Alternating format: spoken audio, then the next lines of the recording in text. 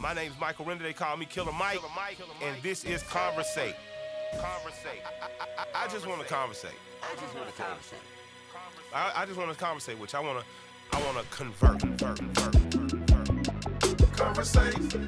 Welcome back to Conversate with Killer Mike. We here with my co-host, Cutmaster Swiff. That's right, and Mr. Bear Silk. And we got an old handsome nigga in here with us today, man. Handsome. Got his ways. Nigga got what? Nigga look like my daddy's son. He been brushing his hair since he got here. Since he got here, what? I ain't get no brush on. Hey, let him know who you are. Vic Mensa. Vic Mensa, man. The Vic Mensa. I started Conversate to have conversations with people I agree, disagree with, people who we might see eye to eye, we might not see eye to eye, because I think that part of the breakdown in society is happening today is people are too polarized. And you and I have been on different sides on a few different items. One of them is guns. Right. So let's just start there, and then we'll go wherever. I'm a firm believer in the Second Amendment, and even if there was no Second Amendment, I still own weapons. Today is my grandfather's posthumous birthday. God bless Willie Burke Sherwood up in heaven. So I've been around and owning guns since I've been probably about 7, 8 years old. Started with a BB gun, 22 rifle, then up to long rifles. Now what people call assault rifles, but they're just scary looking good rifles. Has your stance, because you were not with what people call assault rifles, and you and I publicly, we were on different sides. Right. But what's your side, and what was your thinking then, and what's your thinking now? I think at the time, this was right after one of the major mass shootings that led to the March for Our Lives. Mm-hmm. And at the time, I was completely disillusioned with assault rifles in particular. And really, they're just rifles. With, they just with call ARs. them. Yeah. 100%. Because, and I still do feel that it's a weapon of war. It's an instrument of death and destruction. So I don't see the necessity for it within society. But at that time, when we went back and forth about it, what I think didn't all the way dawn on me or sink in that in time has come to make sense is that I wouldn't take any guns out the hands of Black people in opposition to America. So I was right. I see where you was coming from with that. I see where you was coming from with that. I do. I see where you was coming from with that. You know, I think it's like it's a double-edged blade, because obviously being in a place like Chicago, they bring so much wreck, havoc, and destroy so many young lives. Incredibly violent, you know, and Chicago is this, man, just this powder keg of American oppression that's been layered and layered over generations and has passed the threshold. I think when a city or when a place, a people passes a certain threshold of acceptable behavior, then all bets are off. Yeah. Like in Chicago, it's okay to the shorties to target a 5-year-old child. Yeah. That is the son of one of the ops. Man, I was listening to some of the young Chicago music the other day. This was tough for me. Yeah. I'm listening because I'm like, I want to be in tune with what they own. They talented, they dope. Yeah. And I'm listening, and the kid had a rap where he was like, I don't care if he 5, if he on the other side, his ass gonna die. Ooh. And I was like, oh my God, I gotta turn this shit the fuck off. And you know he probably meant it. Of course he meant it, because I mean, these are like documented things that take place in Chicago. Yeah. And it be in the news, you know, and I had to turn that fuck off. I can't listen to that on a repeat. So I think it's like, it's complex. Because, and I think you're exactly right on that. It definitely, That's crazy. Definitely, it's gotten too deep. I got a friend who's GD here, and was convicted of firearm in an apartment in which 2 children ended up dead, serving life without possibility of parole. And he's transformed his life. He's damn near an imam now in prison, is helping young men who might get out one day, change their lives. But do you think there's hope for that mentality that's in Chicago? And because I'm a person that rapped long before even Rick Ross was saying, I was saying free Larry Hoover, free Jeff Fort. Because at the time, and we're talking about 20, 30 years ago, I believe that if you put the leaders back out on the streets, much like we do when we get in a country like Iraq, Iran, Afghanistan, one of the first things they do is get the tribal leaders together to say, hey, how could we broker some type of peace so that we don't have tribalism and infighting. And I used to believe that was possible. And the more it goes, the more disillusioned even I get, and scared. Do you think that there's a possibility of that ever not being in Chicago? I'm a person that feeds on hope. Yeah, I am too. I feel you. I live within that because I have to. And I do feel like investment into communities. Yeah. Investment into our people, investment into our education, into our nutrition, into our housing, into our human rights. Yeah. Is so proven, obviously, to reduce crime. And we see it happening in places like Baltimore. It's actually happening. 76 or 78% down, man, in Baltimore, right? Even in Chicago. Yeah. Like, shout out to my man, Brandon Johnson, doing his thing in Chicago. That's your mayor? Yes, sir. That's the mayor of Chicago. Got the funky haircut and the beard. Crazy haircut. Yeah. I rock with him. No, I've been down but congratulations. with him, and murder is down in Chicago. So I do believe that, of course, there's hope. Are we able to amass and unify our resources, wealth, and demand resources and wealth to be distributed into the areas of community that reduce crime? That's going to be the determining factor. But with you, I also align with you on releasing Larry, releasing Chief. Yeah, I'm very close to Chief Malik's family. I send money to Chief Malik on his books over there in whatever Supermax that Ad Max. Yeah, they got them out in Colorado, I think, right? Florence, Ad Max. And the evil conditions they have these men, it's 23-hour lockdown, 23 and a half hours. Really? They let them out only, solitary? Yeah, they let them out only 30 minutes a day. And then they put them back in the cage like animals. No other human contact. How many hours? 23 and a half hours a day. No, it's insane. And he can't receive and it's not just gang leaders. I talked to last week, and I'll be talking to again this week, Jamil Amin, aka H-Rap Brown, who fought for our freedom and liberation in the 70s. They do him the same. And I have a conspiratorial thinking, but it's still something that I think can be proven. I think that the greater you are at organizing, whether you're on the criminal side or the freedom and liberation side, the more likely this government is to try to lock you up in Supermax the rest of your life. Because Jamil Amin his freedom has been called for by even former Ambassador Andrew Young, saying that he did not commit the crimes he was convicted of. But this man has a cancerous growth on his mouth. He's old enough to go at any day. The only thing he would do to get out is spend time with his family, and they still keep this man on lockdown. And for 23 hours. For 23 and a half hours a day, and they only let him out for 30 minutes. So what the prison conditions to this country are as evil as some of the acts that these men have been accused of. Why you think that is, though? Well, because of their ability to organize. And it's Nat Turner. Yeah. It's chop him up, eat him. Yeah. It's so like Turner, how intense can we make what we do to black people that organize on a mass scale? Yeah. We're dealing with barbarians.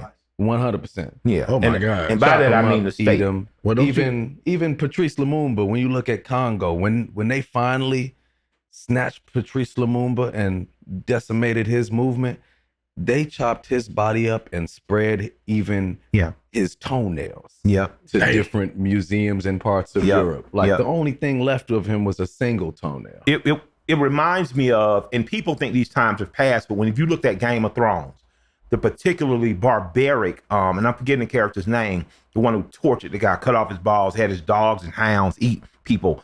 He was so barbaric and evil that he literally cut pieces of you off to let his animals eat. In my opinion, we're dealing with that with government. That's Khal Drogo, I think. We're still dealing with that. 100%. Yeah, and so that's what that is in the Florence Ad Max, man. You know what I'm saying? A lot of people don't know too that both Jeff Fort and Larry Hoover have been in the same facility for a long time and have conversations and have a relationship. Yeah.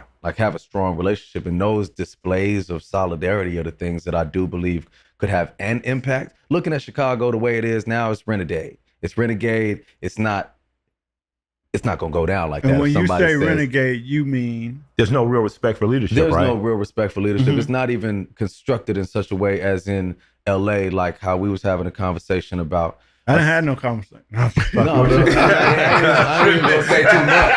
But I got you. We was having a conversation sitting down with basically some elder statesmen in the LA street world. And in Chicago, that's not even something that really Can happen. happens, because it's like young guys of their own volition. Let me applaud you for having balls.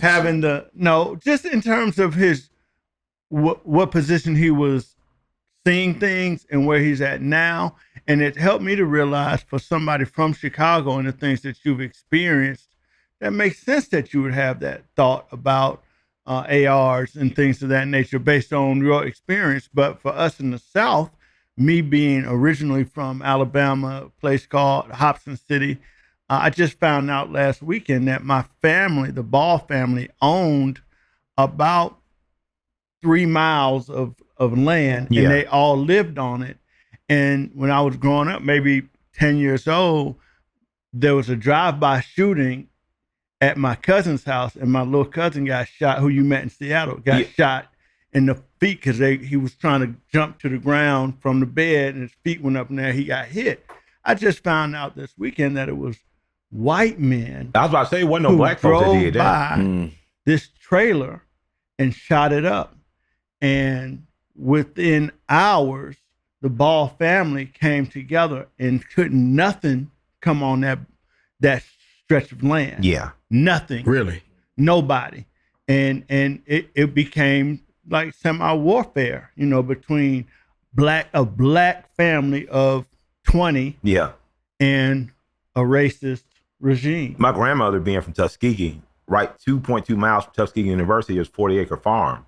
And I said, y'all want to scare the Klan coming up? She said, shit, anything is about a 1/4-mile driveway of sorts down. She said, shit, anything came down there on a horse. Got a long way to get to us. We gonna go back laying down. Yeah, knock that ass down. Yeah, exactly. And they wouldn't allow us to own long rifles because you could have a longer shot and sharper shot. Swift's been out in Colorado shooting 50 caliber. He had a great aim. I was just about to tell you that. They would only let us have shotguns because shotguns you had a shorter range. So that's where and I'm glad that we got that understanding, because I've always loved and respected you for your activism and will and want. Man, you're a handsome nigga. You just have your old white lady somewhere caking you. You know what I'm saying? And you choose to be out in the street. From Africa, man. Yeah, I know, but I tease and joke a lot. It's just because my dad is light skinned. But I say that. Which one? Big Mike. My real dad. You got 3 dads. I got 2 fathers. Yeah, I don't have no 3 dads. My mama last boyfriend don't count. We started this with 19 kids. Now you got 3 dads. I gotta do the math on what y'all be talking about. My family didn't believe in step parents, so my step parents are still called my parents. But you are Ghanaian by identity. Yeah. End up in Chicago and are an activist and musician and just a brother that gives a damn. What does a Ghanaian, because right now people arguing over immigrants versus FBA and shit like that. Deep. I was always taught when I was young, hey man, you're black, you're 1% blood, you're black. Right. So you being here, what makes you care or give a damn? You know what I mean? You could have escaped Chicago, you act, you've done, I watched you on the show, you did a hell of a job. Why do you care? I think Chicago just gives you such a real perspective of America. I just grew up seeing the disparities so blatantly, to see wealth across the street from projects, across the street from Obama's house, across the street from the trenches, O Block, the things keeping them talk about. All this is in a relatively small, it's right there, space. Like, is this because of redlining what the dailies did? Wasn't it the old mayors, you guys? For sure. Yeah. They redlined the city extremely, but it's also just, it's a very segregated city that is like a real vivid depiction of the haves and the have-nots. And city founded by a black man. In a city founded by a black man. 100%. It makes me think about, times when I was in Bethlehem or in South Africa. Yeah. Looking at insane opulence next to destitute poverty. Yeah. So when you live in that in Chicago, and then also have a perspective of my family in Ghana is honestly another level of poverty. Ain't nobody in my family that even has a car in Ghana. So I can't trace one time when I've been picked up in a car that was owned. by a member of my family in Ghana. The roof caving in. Were you born here or did I'm born here. So you're born in Chicago. Yeah. Your parents are both from Ghana or just my your father? father's from Ghana. My mom is white from New York. Okay. Upstate New York. And So when do you first go back to Ghana and visit and meet your family there? And what's that experience? Man, Because I haven't been, when I like, was my 11. wife she bought us tickets and passed us to Ghana. So we may be going as early as December, but then the pandemic happened. So they put everything on freeze. So I haven't made my first trip to the motherland yet. Oh yeah, you gotta bust that move. Yeah, man. yeah. I gotta Me too. Just give you perspective. So talk to me about what is it like? And when I first went to Ghana, when I was 11, it was a major culture shock. Yeah. Just coming from the comforts of America Yeah. to like bathing with a bucket and getting water from a well. Now, that's not. Oh, shit, we did that in Alabama. Yeah, that's what I'm saying. That was Alabama. Word. Alabama. Okay, so you honestly, chances are where you would be in Ghana. I'm just saying when I would first start going, Shannon Sharp talks about this. Them having an outhouse. When I first started visiting my great grandma. No, Shannon is right from but it isn't in Savannah. Yeah, Savannah. Yeah, but when we first started going to Alabama, my great grandparents still had an outhouse. For sure, mine too. And their kids got together and had the house and plumbing and stuff. So not that I'm saying it's comparable to in the exact, but I understand the culture shock. No, for sure. And that was my experience when I first went to Ghana. Probably for the first. You grew up in Summer Hill. Y'all had years my parents we from the country. We don't even know who your dad is. But now I spend a lot more time in Accra. That's the capital city. Yeah. And, okay. Yeah. That's how you pronounce it. Accra is just as much, or has many of the same amenities as Atlanta. Yeah, you know what I'm saying? Or Chicago. At the same time, it has a lot of poverty as well, and maybe like the power gonna go out. Or, the hot water might not be working. But for the most part, y'all experience going to Accra wouldn't be much of a culture shock in that way. But I do think that Du Bois is buried there, right? Du Bois maybe. I think W.B. Du Bois is buried. W.B. Du Bois. Yeah. He spent a hell of time in Ghana. Yeah. Man, Maya Angelou was in Ghana. She wrote a book called All God's Children Need Traveling Shoes. That's where she met Malcolm X. Yeah. Martin Luther King and Coretta Scott King were at Ghana's independence parade when they first declared independence. Ghana's a special place, and a place that is an amazing first step into the continent for Black people, because the history of welcoming Black people home has always existed. Like I said, Dr. King was at Ghana's coronation ceremony. So why can't we seem to get along now? Like, what would be if I make you king for a day with Black folks, right? You got a Ghanaian committee, you got, FBA committee up here. What do you say to Negroes to say, hey man, we need to tighten up? Because it seems that we're digressing.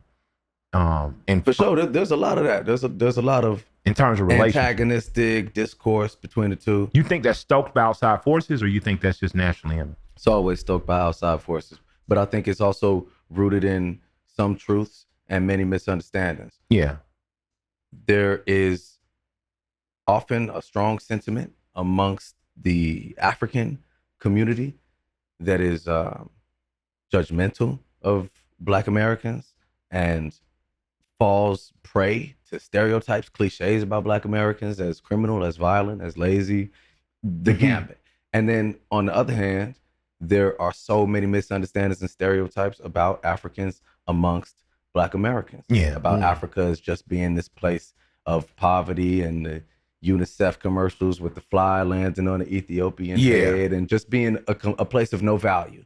You know what I'm saying? And I think it's not surprising that after 700, 800 years of continuous propaganda to say that Africa is not valuable, that Africa's descendants, Blacks in America, the Caribbean, globally, would at times try to distance themselves from Africa. Say, man, I'm not African. Because African has been painted through the centuries as being a negative, it's a negative label. You know what I'm saying? But at the end of the day, I'm of the mind that when we have a common enemy, we are exploited by the exact same people. So the same geo group that has the privatized prisons in America, they got the facilities in South Africa.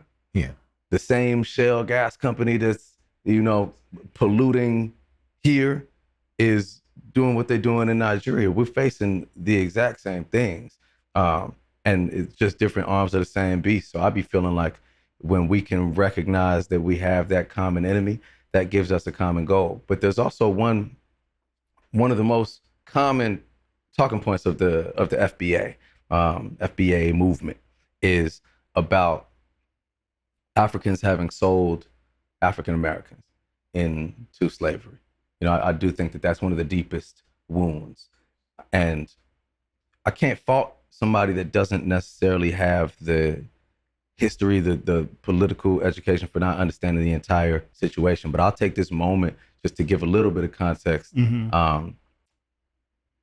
There's a book called How Europe Underdeveloped Africa, because we know that they consider Africa, India, et cetera, as like underdeveloped or third world, different labels. You know what I'm saying? But that's an intentional result of centuries of action. And so when you look at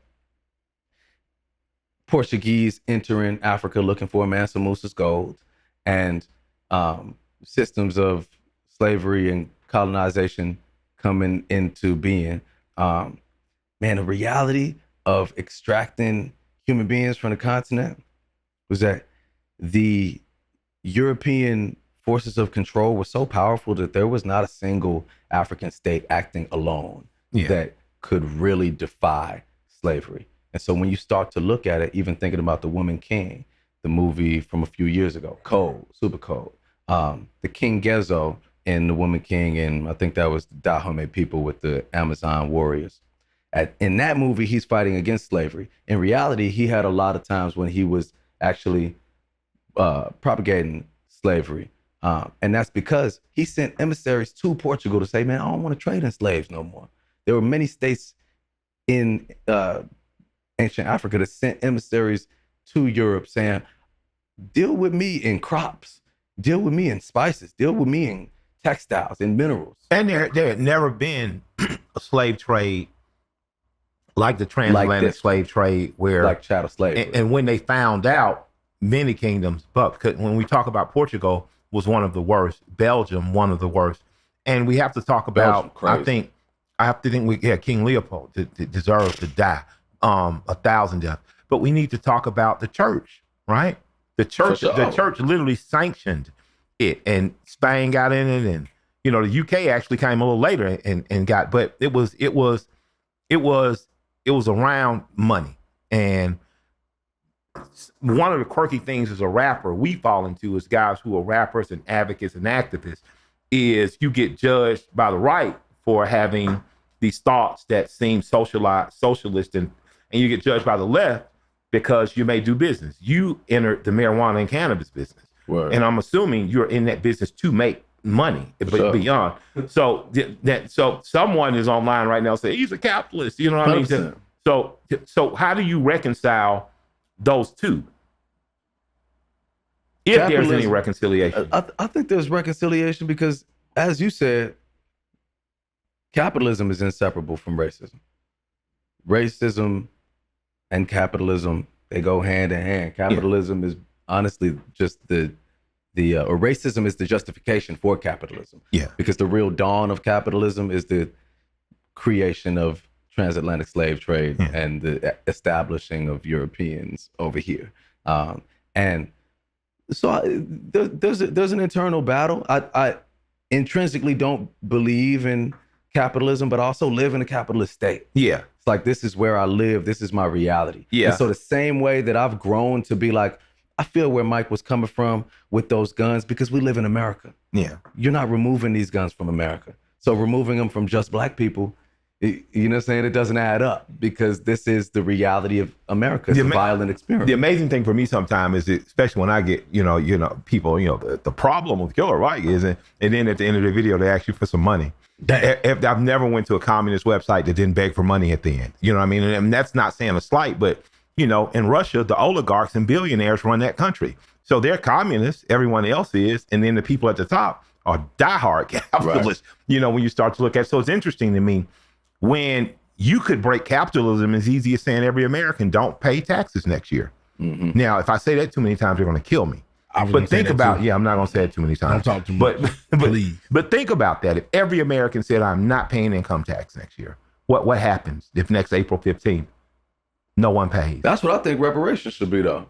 What? Stop paying taxes. I think a part of. I still think we deserve some land, and Dr. King talked about land grants and things. Money for sure, but funny how he gets accused of being a communist, or college. Dr. King was accused of being a communist. It was coming out of McCarthyism, where that was the way Paul Dunbar took too. All right, let me put y'all on some game right quick. It's a company called Mood. They're doing cannabis different. We talking 100% federally legal THC, shipped straight to your doorstep. No dispensary, no awkward weird convos, just weed, the good kind, from small American farms, grown without chemicals. No bullshit. Mood makes functional gummies that actually hit different. You got ones to focus, for sleep, for feeling a little extra frisky, you and your boo thing. Everyone's from PMS support, which I know nothing about, but my sisters have told me it's not a very good thing every month. And I'm just talking getting high. They're about getting it right. Everything's built to kick in quick, like 15 minutes quick. And it's paired with herbs and botanicals to get you where you need to be mentally and physically. So if you're looking to chill, level up, reset a vibe, just tap in for Mood. Mood has got you covered. Head to mood.com and use the code Killer Mike to get 20% off your first order. Again, mood.com. The promo code is Killer Mike. That's me. Support the farmers, support your mood, and most importantly, support yourself, player. Let me ask you a question. What made you get into the cannabis industry? Were you into smoking? Do you smoke? For sure. Yeah, I mean, I grew up hustling before I even rapped. Did your parents smoke? Before me. Okay. Yeah, but I'm just saying. Yeah. Did they have a pretty liberal? A white woman fucking a black man. No disrespect. The mom, she's definitely like a hippie type. You know what I'm saying? You do smoke? I do. I mean, I started selling weed before I even really started rapping like that.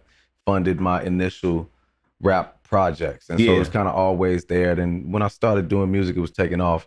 I wasn't, really dealing with shit like that because a lot come with it. Yeah, you know what I'm saying, but as the law started to change, I started to deal with the black market a little bit again, and just started making noise though about the need for our people to be included in this industry, because obviously the history of the criminalization of cannabis is on the backs of jazz musicians and black people. Yeah. So you talk about jazz, 1937, I believe, marijuana becomes illegal, and a big part of the propaganda to make it illegal was it puts white women in the same room as black men and jazz. That's why you used to call them jazz cigarettes. That's what they used to call joints. And we were used to help make it illegal. And you start this years of probation that locks us up, that funds a prison industrial complex, privatized prisons come. So back to capitalism, it does equate. But if you don't participate in some way, Ben from Ben and Jerry's is starting a fair and just marijuana company now. Man. Yeah. He be doing some shit. Yes, I love Ben, man. OG is one fair ass white man. He talked about him and Jerry being caught on the beach smoking weed when they were kids, and the cops let them go. And he said the cops, if we were black, we would never have been let go. I heard Warren Buffett talk about the disparities in terms of entering even finance. Mm-hmm. So part of reparations, from my opinion, let me just throwing this out, if 13% of every industry, if we're 13% of the population, 13% of every industry should be set aside for us, for those that are qualified. 13% of finance, we should be trying to concentrate on getting that. Now, you got to kind of earn your way, but 13% of cannabis should be set aside. 13% of liquor and alcohol. I feel how you want to feel about Baby Oil and Puffy's parties.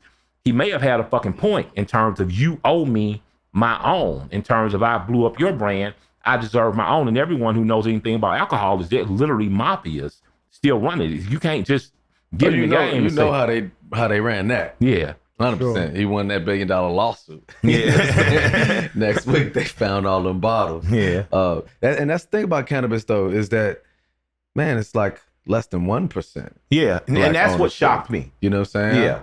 And we should definitely be more than 1%. We mastered the routes for how to get weed out of Texas, out of California, out of Oregon. We should be represented more. What should black voters ask for? If, like, when you think about Oregon, when you think about marijuana opening up in other places, I damn near feel like it should be contingent upon how do you feel about us being in business. If we don't get federal license, state license, whatever is coming in, I know federal license is not here yet, but when the feds finally open up, whatever political party to me is saying, hey, I'm gonna give y'all 13%, it's who we should be pivoting our vote for, because 13% of that kind of industry changes radically. the nature. You know, if kids got summer jobs, you got less violence. You know what I mean? What happens if you give 18-year-old, 19, 20-year-old kids the opportunity to work in dispensaries, to put on to do it legally? Yeah, exactly. Because they already. It's like that in Humboldt. It's Humboldt County? Yes. I think part of what they're missing, looking at the Illinois cannabis industry, is that although they have these social equity programs and they have structures by which certain amounts of that tax funding are supposed to be reinvested into Black communities, when you look through the chain of command, ultimately the jurisdiction falls under a billionaire white man who decides how the funds are appropriated. You know what I'm saying? Not only do we need our social equity programs, but we need to have committees of people that we vote into power that control the dispersion of the funds. Because that's how they plan the trick, is that they got the program. It looks great. You know what I mean? Triple R, reinvest, renew, and rebuild. Yeah. You know what I'm saying? But when I followed it down the rabbit hole, it was a billionaire white man and woman, white man and his wife. Changed, though? You think was controlling it. No, it ain't changed. I'm saying, you think it ever changed, though? You think it ever changed? Oh, will it ever change? Yeah, will it ever change? You know what I mean? I think that's to what Mike is saying, and that comes down to demands. Things don't change by just like white people's goodwill. Okay. Have to be some guns. Let me ask both of y'all. There's always violence. Let me ask both of y'all. What's up? For the sake of arguing, because both of y'all y'all talk a lot and y'all know a lot. Y'all know a lot. No, listen, y'all talk a lot and y'all know a lot. Y'all some smart ass niggas. Listen, all right. Are y'all ever nervous or scared? Like y'all so right. I used to joke with you all the time, especially like during the pandemic. I was like, man, don't let him kill my friend. Yeah, you did. Like you be on TV crying and talking and shit and preaching. And my wife. And I'd be like, man, please don't let him. Yeah. Don't let him. And Shay really said to me, I need a husband more than the world needs another martyr. But I get afraid, not only for me, but I get afraid for brothers like. That's what I'm saying. I'm asking both of y'all the same question. I do. Like you said, you've been down the rabbit hole. Because you have to be considered dangerous, right? Sometimes it does occur to me. Yeah, sometimes it does occur to me when I start talking about like Black Rock and like. That's what I'm saying, man. Goldman Sachs and you know what I'm saying, but you get so much information though at the same time. But even beyond that, the true danger comes when 100 people start listening to you. That's when the true danger is when they recognize your ability to organize. That's why I've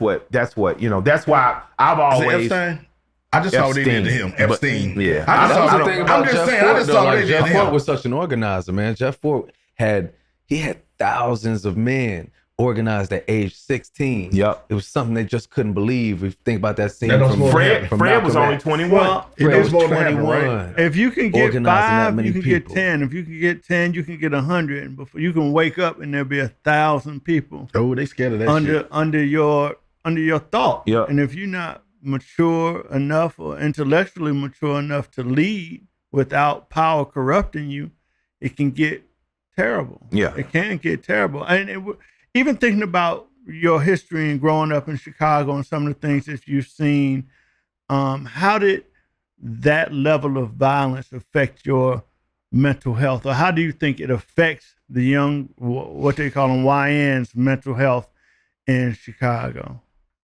Everywhere. No, the mental health component is everything. You know what I'm saying? Talk to us about it. I grew up with a mother who was manic depressive and bipolar, and I have a cousin who was my best of friends. If you follow me on Twitter, that's me and him in Miami. But schizophrenia, he haunts him. Talk to us about not only mental health, but you're a big advocate for mental health and physical health and wellness too. 100%. And how are they interconnected in your mind? A lot of guys in my life that have experienced the most trauma, Black people as a whole, across the globe, have experienced unprecedented levels of trauma, and we have the most stigma surrounding mental health. Yeah. So the friends of mine who literally all together watched one of our best friends be stabbed and carried him. This was something that was a real pivotal moment in Chance's life. I wasn't even there that night. Yeah. You know, thank Chance God. the rapper we're talking about. Shouts out right. to Chance. And so we grew up together, and there was one day when one of our guys who was a good dude, and he just went down the wrong way that night. And that night. That night. Literally That a one good night. kid. This a good kid. Like he wasn't in the streets or nothing. That's why when I even learned he was starting a fight or something, I was like, man, what you even doing? Like he's not even like that. But he got stabbed. Chance carried him away. My other friend Eddie got stabbed. I'm saying this story to say that, you know, my boy who also got stabbed that night, and mother was on drugs growing up, and grandma got kicked out the house, and he in a bando. Man, these are the people that have never had mental health care though. That have never had therapy. Not even That have never got therapy. You know what I mean? Like one of my best friends right now, he's serving 15 years for a shooting that happened in the middle of a mental health episode, and he was self-medicating with Xanax. He was maybe taking 5-6 Xans a day, and he also had this job. But 2 of his cousins had been killed within about a month's time frame, so he's experiencing extreme loss and extreme trauma, and he's asking his job to cover therapy for him, but it was going to be unpaid. asking for help. Crying out for help, but it was going to be unpaid time, and he couldn't afford it. You know what I mean? And it literally financially was not viable for him to get actual professional mental health care, and so he's self-medicating with the Xans. He goes to a party, things go left, some guys jump him, he shoots, hit somebody in the foot, but he's locked up for 15 years. They got 15 years for a foot? 15 years for a foot shot. God You know damn. what I mean? This is my guy. I'm talking to him every week, and it's crazy how time has been passing. But I tell stories like that just to say that 100% the mental health component of what people are dealing with in Chicago is, you know, perhaps like one of the most significant components. Obviously, It there's has to be. because we live with ourselves, we live with our minds. We're all having conversations all day long with our minds. Have you yourself done therapy or talked to a therapist? I stay in therapy. I'm in therapy all the goddamn time. I love it. You know what I'm saying? I mean, love Oh, it. you Yeah. love therapy. Man, I love it. Wherever I can get it from, even if it's just me on my bicycle. Massage parlors don't count though. No, Damn. no. You my therapist. Well, Who, you me? both, Yeah, y'all we do both in talk about trouble. it. We We talk. talk about We it. talk. Trouble. We talk You like talk. 30 Hannibal. times. But And Lecter. men don't do that though. Our former Mayor Kasim Reed talked about it, about black women having stronger friend groups. They end up living longer too because they share stuff with one another. Black women be hating each other. But they do have They do something be called hating what the they fuck call out of each other. lemon What you talking squeezes or something where they really just get it out. Yeah. What they And got? it's something called a lemon They squeeze get or the something like that. they get the sour stuff out. And there's like, hey, let's just put it all on the line. Let's Yeah. be transparent and What the honest fuck with that? one another. Your girl's Yeah. a member of a sorority. Yeah. She does it. Yeah. Your wife. But I ain't seen no lemon squeeze. 'Cause you're no not goddamn invited. body. Yeah, you're I'm not. just saying. I mean, you you're might who be she talks about. womanish, but you're Yeah. not a woman. Yeah. That's some bullshit. But we talk. We do talk a lot though. We talk like Well, 30 we times a always day. busting each other balls about different shit Think and about checking each therapy other. too, though. It's Yeah. like therapy is so valuable because it's this objective perspective that is hearing what's going on in your life and is able to just look at it from a bird's eye view. Yeah. That's not connected. That Exactly. you know, also has like actual training. That was my in- favorite part about The Sopranos as a show. That he That's went the to thing get. that Yeah, turned that show. That was so 1,000%. cold. Yeah, that Tony Yeah. had to talk to a therapist. After doing all that shit. Yeah, he But I found wonder value how in it. many black. And the way that they try to kill him for it. Yeah, exactly. That's like being- That's like being black. being black. That's what I identified with. You know I what I'm was like, I didn't tell him for a long time I had saw a therapist. Like when this nigga But about why? Because he gonna crack a joke. I'd I'd have been like, boy, you crazy? What the fuck wrong with you, son? What the fuck wrong with you, Hey man, Is you we definitely gotta have a therapist on just for you, Yeah. just for you. So you trying to say something wrong with your boy? He said something wrong with Something wrong with your boy? I mean, you the one here with New York hat on. and some you ain't fuck right. out that- and you fuck out that old Some might ass. not be wrong, but some ain't right. Oh man, come on, man. Like, But I'm sorry. I just imagine there being a lot of sociopaths who are programmed, been taught for decades to not have emotions or feelings about taking another person's life, and it doesn't mean anything. Yeah, to them that's crazy. at all. That So is I'm crazy. just, especially with what we've been shown as for Chicago as being such a violent place, what we've been shown about LA, well, definitely at some point, Atlanta had became pretty rowdy as well. Like, and you know I what think, amazes me though, in places like that, like in LA, you got people like Skip, who's blue. I mean, you got people like Skip, who's red. You got Blue, who's Blue. You got people LBC. that really give a damn about the greater community. And after they've suffered through and made it out of, they really focus, like Gary Davis here, on getting young men. Man, shout out to Blue. Yeah, shouts out to Blue, man. Real Yeah. shit. Just spoke Blue, to Cuz. We was shouts out to speaking him. about Him and man. Skip are doing And, like, amazing work. Amazing things, man. Blue told me about a structure him and his guys got where instead of doing Hood Day, where they have a party, that him and his guys have been taking the money that they would have been investing into this celebration on Hood Day, buying buildings and using those buildings to buy more buildings and collectivizing economics. Like So collective OG street guys. Yep, and that is capitalism. And I just repeat that because I think that we're stuck in a system in which we can practice compassion through these things, or we could not, and we could grow more sociopathic. But I've seen more men start to come out of that lifestyle, and by using the means and methodology in front of them, kind of curb that lifestyle. So even you as a rapper, they always assume we have no problems. We always the low-hanging fruit people can point at, and they assume every rapper has millions of dollars and stuff. So for you to even say, yeah, I enjoy all the therapy I can get, is going to give some young man at Hampton University, Morehouse, and Howard permission to say, in spite of what people think of me and my parents sent me here, I need some help today. You know, I dropped my daughter off at Hampton a few days ago, and I said, hey, I need you to make me a promise. Congratulations. Thank you so much. Shout out to Mike. Man, And I said, promise me that if it gets hard, if it gets fucked up, if you feel overwhelmed, you'll stop and you'll call me. And she said, I said, no, not a Say, Dad, I promise you that I'll do that. Because even if I don't have the answers, we'll get the answers and I'll get to you. Because I remember being in Morehouse just overwhelmed. Just like, God damn, I'm here with David. Dave's dad got a fucking $100 million company. Yeah, I went to Morehouse. Yeah, I'm a smart nigga. Niggas be thinking they taming with a big black ignorant nigga, but nah. Negro. Yeah, I'm a smart Negro. Niggas be thinking they dealing with Negro. So when be did thinking you they drop first? Huh? You dropped after. Yeah, college. I dropped out of Morehouse to pursue First music. he dropped that was a wrong one.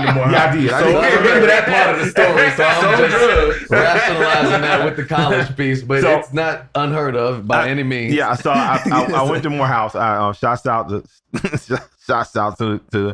to Morehouse, man. It was tremendous because I met the CeeLo Reddick, who's the son of Bonzo Reddick and Betty Reddick, and he introduced me to Big Boy.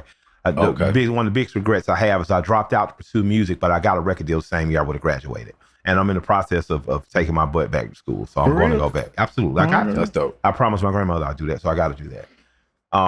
You know, to what you were saying about young man. Got on a New York hat, though. Young man being sociopathic. Man, America is sociopathic, though. I think a lot about the ways that America would tell you to be incentivized to be a serial killer. Yeah. The more heinous your crime, at least you're going to get a Netflix documentary. You know that.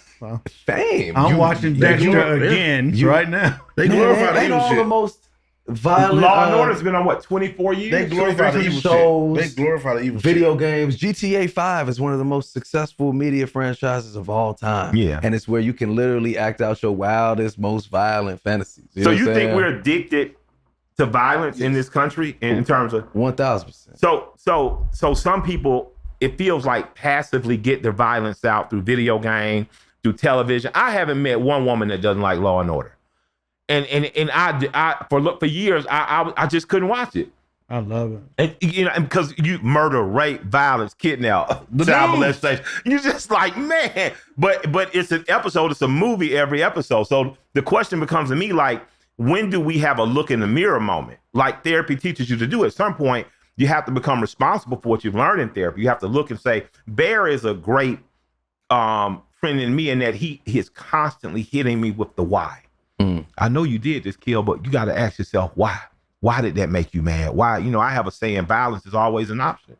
It just is. You know, in my life, violence is just we can figure it out. We can say, but if it comes down to violence, that's okay. You know what I mean? They say if you're not willing to be violent, you're not a threat, so you're not a factor. Yeah. So, and also, if you're not capable of violence, then it's not as noble to be exercising restraint from violence. Peace, right? You know what I'm saying? For sure. I agree. I definitely think that all 1,000%. men should be capable of violence. Yeah. They're You know what not. I'm saying? And that's always been my life. But I think at the same time, I also have like done a lot of work and continue to do a lot of work to remove myself from that mentality because I see how it doesn't always apply. You know, like because the earnest fight is in you, right? Yeah. The most violent fight is in subduing your own the want warrior and will. within. And The at warrior this point, within. I feel like I exercise more strength by restraint than I do by Absolutely. lashing out violently because Absolutely. like I know how to do that better than I know how to calm myself down and breathe. You know, when you talk about a look in the Say it. mirror, man, I think one of the most pivotal things for me with my mental health is plant medicine. Oh, I was going to ask you about this. So talk to me about it. What's plant medicine? Mushrooms, ayahuasca, peyote. Ayahuasca. Basically like ancient spiritual medicines that indigenous people have used. Is ayahuasca and peyote similar? Ayahuasca and peyote Only are reason I'm different, but they're asking- both like indigenous spirit medicines from South America. You know what I'm saying? Ayahuasca is psychedelics though. Psychedelic. Make You did kinda- ayahuasca? for sure. I've been drinking And, ayahuasca since like 2016. I get picked up by a DJ. And he says, "Here, try this."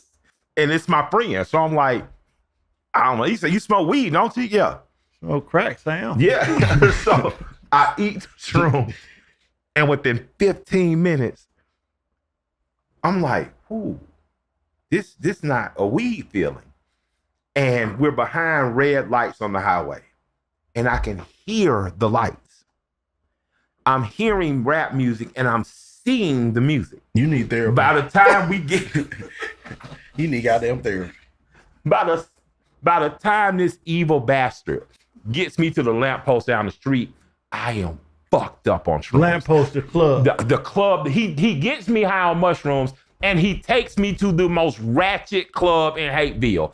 The bartender, Amy, who's trap fast, has a bad weave, a bunch of rings on, is chasing me around the bar and hunching me. I'm fucked up and geeked up. Shouts out to Amy. And I Andy? love Amy. Amy. Oh. He's in a corner pointing at me laughing, saying, "Look at your fat ass." He gave you the mushrooms. He gave me the mushrooms. And now he needs therapy. But I can honestly say, some slick wrong. coming Some slick wrong with me. Y'all got to let me know this shit. It's coming awesome. down off the shrooms, I Y'all felt like it's such cool a to go to therapy. I and felt ain't got such a no therapy. zen and a peace, and I understood the ride better. Word. So I got a chance to, because he didn't explain to me all the wasn't effects that explained to came with me, it. motherfucker. But I will say, post that, I've grown to love the experience but I can only do them when I'm not in bad mood. When you I at can home, only do them when I'm At home. in an uplifted, positive, and it's been a positive for me more than Could not. take you- yeah, it could So take you to a you are dark place. are you in a place of just using or helping others find their way, or are you on the process of being a capitalist and selling those like you do weed too? All three. Yeah, I fuck with you, boy. I'm on all three. But man, the mushrooms, they such a big part of my life though, because Do you microdose or you wait to I celebrate? microdose most of the time, and then occasionally I'll take like a hero dose. Yeah. Sometimes. In What are they periods. talking about? What are they talking about? It's a little dose. Microdose is a very small dose of mushrooms, sub-perceptual. You don't even feel it. You're not tripping. You might just have a little glint in the sunlight, but you're not tripping. It's not a psychedelic experience. A microdose. Damn, I was You probably did tripping on that have one. you did have on competitive dress. I was like, this nigga high as a motherfucker. That was crazy. That was crazy. I was like, this motherfucker be rapping. What's going on though? I was tripping in that one. But the microdose is a small dose. And The then hero. the hero dose is a huge motherfucking dose. And sometimes Y'all got names for this shit. I'll take that dose. That'd be like 3.5 to 5 grams of mushrooms. And then what you do after that? What happens? Man, when I'm doing those, I usually do it if I have like a deep question, like an existential question that I need direction. That's every Where day should you I got go deep in? questions. But where should I go in my life? Like something that's really compounding that I feel like I really need help with. And so when I do those, oftentimes I'll just go in a room by myself. This is how they do them in the clinical situation when they're doing for like PTSD with soldiers. They just have you in a room by yourself with an eye mask on. And I mean, the things. Do they put you closer to the creator, in your opinion?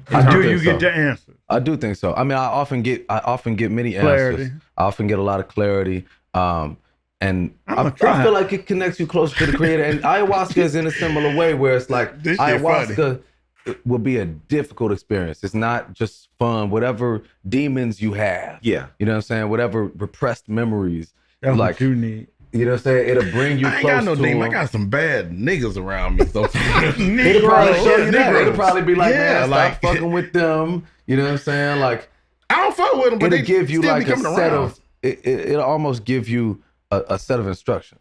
Organize it, organize. I We go got for about 3-4 minutes left, but I really want you to have last say. I'm glad that we had an opportunity to sit down and discuss, because I really want people, I want black men to know that you can disagree and not be disagreeable. That's still, you guys are brothers and you have a common mission to help people, many roads to freedom. And if I'm not on the same bus with you, I want to meet you there. But I would like to know your opinion, or just just give us, because what I love about you is you solution based. You don't just say, so many people get on formats that only talk about the problem.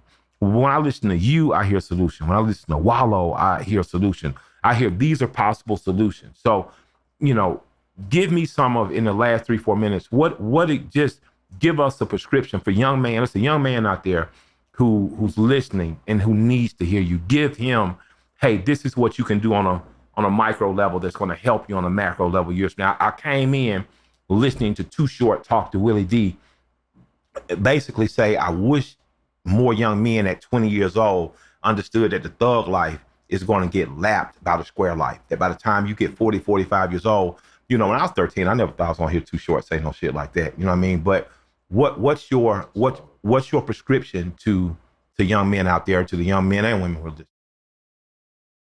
One of the things that I always recommend to people that's been so pivotal for me in the last few years is this little book called The Game of Life and How to Play It. The Game of Life and How to Play It. And How to Play It. It's from the 1930s. It's by this woman named Florence Scovel Shinn, and it's about spiritual law. It's about the law of attraction, manifestation, the things that we hear about on the internet all the time, but the way she synthesizes it is so powerful. Sometimes I'll send this book to hardened killers in prison and just see them start to transform their mind, to recognize that your internal dialogue is everything. How you That's speak what to I would say yourself. to a young man. I won't even get into nothing else, because I'll say you concern yourself with how you speak to yourself, with your internal dialogue, and you work every day, every night on programming that towards attracting the things you want in your life, you'll see things change. And reading a book like Game of Life, How to Play It, or even Joe Dispenza, Breaking the Habit of Being Yourself, that's about quantum physics in the same capacity.